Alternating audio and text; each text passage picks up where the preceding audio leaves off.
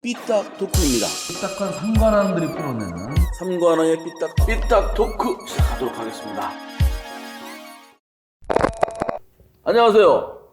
삼관왕의 삐딱 토크 시작하도록 하겠습니다. 오늘도 달려보겠습니다. 학술 삼관왕 조동욱 교수님 오셨습니다. 네, 안녕하세요. 고시 삼관왕 최영현 변호사님 나오셨습니다. 반갑습니다. 자, 오늘도 저희의 그 삐딱한 그 이야기를 달구실 분을 초청을 해서 가상으로 한번 살펴보도록 하겠습니다. 영원한 우리의 보스 이희종 도지사가 또 최근에 아주 이색 제안을 했다고 합니다. 보도는 이색 제안인데 충격적 제안. 저는 그거 보고 아연실색 했었습니다. 국가에서 주는 그 긴급 재난지원금 일부를 뚝 떼서 미래를 위해서 쓰자 이런 제안을 했어요. 참 그럴싸하긴 한데 페북인가요? 페북에 올린 글인가요? 페북에 올렸습니다. 예. 그러니까 재난지원금 일부를 떼서 우주산업이나 기초과학 육성하는데 이렇게 사용하자. 근데 그거 미래세대를 왜 위해서. 그런 말씀하시는지 아세요? 왜 그러니까 하위 20%만 주잖아요. 본인이 해당 사항이 없으니까. 그러니까 하위 80% 하위, 주니까. 그러니까 예. 본인은 해당 사항 없으니까 배 아픈 거예요. 그럼 받는 사람의 돈을 쪼개서 나눠주자는 거예요? 네. 소상공인하고 뭐 이렇게 업종들에게 주는 거 네. 거기서 쪼개서. 네. 어. 본인이 받으면 이게 그런 얘기. 말 그대로 긴급, 재난 이걸 지원하는 건데 이시종 지사 참 여유로운 것 같아. 긴급하고 재난하고도 상관없는 아주 여유롭게 100년, 1000년 미래 세대를 위해서 투자를 하자. 지금 그 돈 가지고. 그렇게 아니, 말씀하시는 게. 듣고 보면 뭔가 그럴듯한데 끝까지 읽어보면 그 끝에 이렇게 되었습니다. 미래 후손들이 잘 사는 대한민국을 만드는데 긴급 재난지원금의 일부를 사용할 것을 제안합니다. 근데 서두는 뭐 과학기술도 시원찮고 뭐 바이오도 시원찮고 천년 후손들 먹고 살아야 되는데 지금 이거를 떼서 하자는 건데 왜 긴급 재난금을 떼서 주자는 걸까요? 이게 그러면서 그 금방 말씀하시듯이 중국, 인도, 러시아 등 우리나라보다 이제 못 사는 나라인데도 오히려 기초과학이나 우주 항공산업에서는 더 발전됐다. 우리 국가 정부가 잘못했다는 식으로 얘기했는데 이시종 지사님 보면은 50년 동안 고위 관료나 정치인을 했거든요. 누구보다도 뭔가 우주 항공산업이나 기초과학이 부실했다면 그 책임에 가장 최선에 있어야 될 분이 누구겠어요? 당연히 이시종 지사 같은 분인데 그걸 남 얘기하듯이 얘기하시면 안 되는 거지. 그거 사실은 과학기술이. 우리가 R&D 투자 비용이 약하지 않습니다. 네. 우리가 세계 5위예요. 오. R&D 투자 비용이. 네. 근데 과학기술 경쟁력은 11위예요. 음. 그러니까 돈은 투입하고 있는데 제대로 못 쓰고 있는 거지. 이게 방향이 틀려서 그런 거지.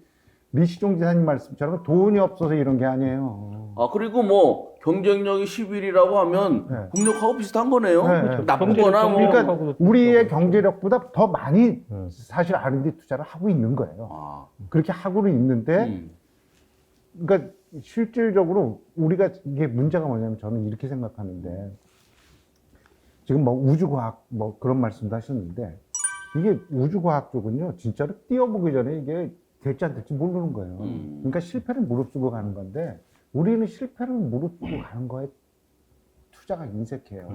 이게.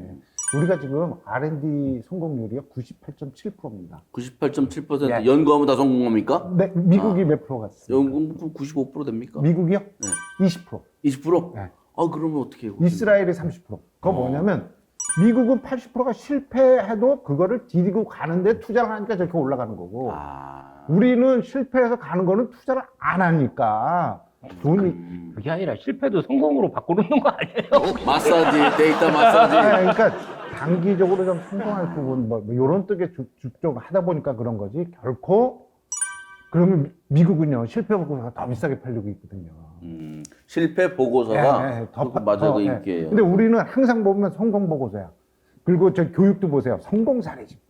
교사라서 실패 사례집도 있을 거예요. 이게 더 소중할 수도 있어요. 그러니까 이런 풍토 때문에 돈이 없어서 우리가 그게 아니라고 방향이 틀려서 그런 거지. 조만간에 아주 위대한 실패 사례집이 나올 거예요. 이시종 지사 퇴임하고 나서 그 실적에 대해서 이종백서 나오니까 아 이종백서 흑서 이종 야 그런 거 백서가 나오겠네요. 나온다고요? 아, 실패의 아니 그렇죠. 저희가 최근에 도서출판페이라고 네. 또 출판사를 하나 냈습니다. 그래서 이제 책도 곧 하나 이런 거 나오는데 이호는 이시종 백선지 네. 흑선지 나올 가능성이 없지 않네요. 나는 쓴다는 사람들도 이 있던데. 글을 보면서 거기서 그런 얘기 했잖아요. 100년, 1000년 미래 세대를 위해서 투자를 하자. 지금 이런 상황에서도 그 재난지원금 빼서 그럴 때 도심철도 얘기에 도심 지하철 얘기해서 그런 얘기를 했잖아요. 이시정 지사가 최근에 도심 지하철 노선에 대해서 한범덕 시장이나 청주시가 좀 미온적인 거에 대해서 그거 다 건설하려면 10년, 20년 걸리는데 10년, 맞아요. 20년 뒤 시장이 걱정할 문제를 네가 왜 걱정하냐? 맞아요. 이런 말을 했는데 이 양반은 지금 1000년, 100년 뒤에 무슨 걱정을 하셔. 아 근데 그 앞뒤가 좋은데 긴급 재난지원금이라는 게 그 받아 300, 500 받아봐야 밀린 그 월세 내고 그렇죠. 직원들은 이미 다 잘려서 없고 본인 그 생계도 못해서 여행계에서는 생존 자금을 달라 그랬거든. 그것도 안 주면서 그럼 그 사람들의 갈 그 몇백만 원 되는 그 긴급 재난지원금을 또 쪼개했어. 재원도 자체도 부족한데 그렇죠? 아니 그리고 세상에 이렇게 R&D에 관심이 많으신 분이면 그냥 무예 마스터십 100 넘는 거 이런 데다 좀 맞아요. 투자해야지. 강호충 홍보비가 4억이 넘게 썼는데 어? 그리고 저기도 있잖아요. 그 코로나 사태로 인해서 가장 그래도 덜 피해본 계층이 있잖아요. 공무원들이잖아요. 네. 본인이 나서서 본인부터 무슨 뭐 급여를 줄인다든지 아니면 그럼 기부를 뭐, 한다든지 이 기금. 주도를 하시는 게 맞지. 무슨 아니, 펀드. 우리도 그건 하고 있어요. 그러니까 매달 20만 원씩 그 저기 온누리 상품권. 네, 그래서 아니 이제 그러니까 거기 가서 이시영 지사님 그 서울에 집 아파트 오래된 거 팔아도 한 30억 정도 그러니까요. 한다는데 네. 긴급 재난지원금에 좀 보태서 어떻게든 아니 좀 이시정 펀드를 만들어서 그렇죠. 동참하자. 예, 예. 페이스북 보니까 동의하는 사람들이 좀 있더군요. 아니, 그러니까 물론 그런 반대하는 사람도 있고. 그런 식의 말씀을 하시면서 내 마지막 그거 이렇게 우리 R&D 우리 국가를 위해서 정말 피 흘리면서 근본적으로 긴급한 상황에서 그 재난을 지원하기 위해서 필요한 돈인데 이거 긴급 뭐 본인만 경제 걱정하고 미래 걱정하는 그냥 이렇게 그 돈 가지고도 쪼개가지고 투자하자 미래를 위해서 그것도 100년 1000년 뒤를 보고 앞뒤가 안 맞는 말이죠. 아니 그리고 뭐 공공 재활병원 이런 것도 미신청하시고 이러면서 도대체 난 6월 1번지도 아니고 뭐 하시는지 충북도내 장애인을 이 버스를 타려면 이게 낮아야 타잖아요. 휠체어도 올라가고 저상버스 도입률도 전국 꼴찌. 네. 뭐 그럼 해피콜 같은 택시 이런 것도 거의 뭐 저기 바닥이고 공공재활병원 안 하고 청년수당 안 주고 뭐 그런 거는 다 실적에 안 잡히잖아. 숫자에 안 잡혀. 그러니까는 4% 충북 경제 안 잡히는 겁니까? 그렇죠. 그래서 그런 것들 하고 지금 뭐가 앞뒤가 계속 안 맞고 있는데 제가 이제 궁금한 거는 도심 통과하는 그 광역철도 네. 그 요구했잖아요. 근데 갑자기 국가와 나라를 걱정하고 좀 계시거든요. 이게 지금 왜 그럴까? 도심철도 때문에 너무 그 정부랑 각을 세워서 미안해서 그런지 아니 도심철도가 될까 봐 그러는 건지 뭐가 있어요? 메타포가 뭐 있나요? 어떻게 보세요? 어떻게 보세요? 도심철도 관련해서 지금 말씀하신 대로 정부하고 각을 세우고 또 안 될 것처럼 막 말을 하고 청주시를 타박하고 하잖아요. 이건 뻔한 거지 뭐. 수구 전략이지. 책임 전가. 수구 전략. 엉뚱한 걸 내놔서 그렇죠. 미래를 얘기하고 뭐 이러면서 방향제 그러니까 화두를 딴 데로 바꾼다 이거. 성동격서예요? 네. 글쎄 그런데 이게 지금 시간이 지금 1년밖에 안 남았는데 이렇게 도민들의 생각하고 이렇게 자꾸 이렇게 멀어져 간다. 평행선도 그런 건 평행선이었다면 접점을 안 생기고 자꾸 거꾸로 멀어져 가고 있는데 이거 어떻게 보십니까? 이 전형적인 관리주의자들의 속성이잖아요. 자신의 실적을 홍보하기 위한 그 숫자에만 이렇게 신경을 쓰지 서민들이나 시민들의 현실적인 현실이나 뭐 사회적 경제적 약자를 위한다는 생각 그런 생각은 항상 부족하거든요. 아니 그래도 그것이 발현되는 것 같아요. 그래도 여기 보니까 뭐 노벨 물리학상 이렇게 있는데 네. 우리 저기 이충 지사님 퇴임할 때 노벨 무예마스터십 상 노벨 무예마스터십 노벨 도지사상 삼선했고. 네. 근데 그동안 뭐 했어? 이런 거 하나도 못하고. 그러게. 과학기술이는. 네, 우리 과학기술. 삼관왕님은 뭐 하셨어요? 이렇게 도지사님 걱정하게 만들지 말았어야죠. 지사님 죄송합니다. 제가 죄송해야 네, 돼요. 무예마스터십이라는 그러면 뭐, 너희 나라는 우주선 만들어서 화성 탐사해 봤어? 막 이렇게 다른 나라 애들이 뭐 우리나라 학생들 기죽인다고 하는데. 본인이 보셨나? 그러니까 다른 나라 애들이 또 그런데 니네는 무예마스터십 해봤어? 강호축이라고 들어봤어? 들어봤어?